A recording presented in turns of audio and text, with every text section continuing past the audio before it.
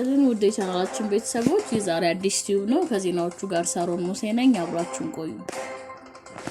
የአሜሪካው ፕሬዝዳንት አውሮፕላኑ ወደሚያርፍበት የአየር ኃይል ሰፈር በተላከ ጥቅል በርካቶች ታመሙ። የአሜሪካው ፕሬዝዳንት ዶናልድ ትራምፕ አውሮፕላን ኤር ፎርስ 1 ወደሚቆመው የአየር ኃይል ጦር ሰፈር የተላከ አጠራጣሪ ጥቅል ከተከፈተ በኋላ በርካታ ሰዎች መታመማቸው ተገለጸ። በዋሽንግተን ዲሲ አቅራቢያ በሜሪላንድ የሚገኘው የጥምር ኃይሉ ጦር ሰፈር JBA ቃል አቀባይ ጥቅሉ የተከፈተበት ህንጻ ሰራተኞች ለቀው እንዲወጡ መደረጉንና የታመሙት የሕክምና ክትትል ከተደረገላቸው በኋላ እንደተሻለቸው ተናግረዋል።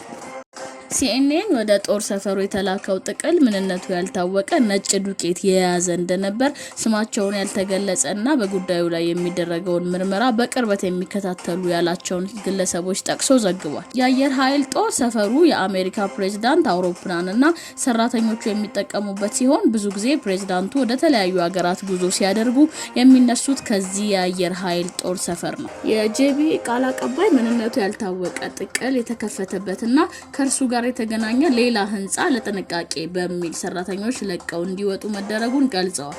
አክለውም ወደ አካባቢው የአደጋ ጊዜ ሰራተኞች የተሰማሩ ሲሆን ስጋት የሚሆን ምንም ነገር እንደሌለ በማሳወቃቸው መደበኛ ስራ ተጀምሯል፣ ምርመራም እየተካሄደ ነው ብለዋል።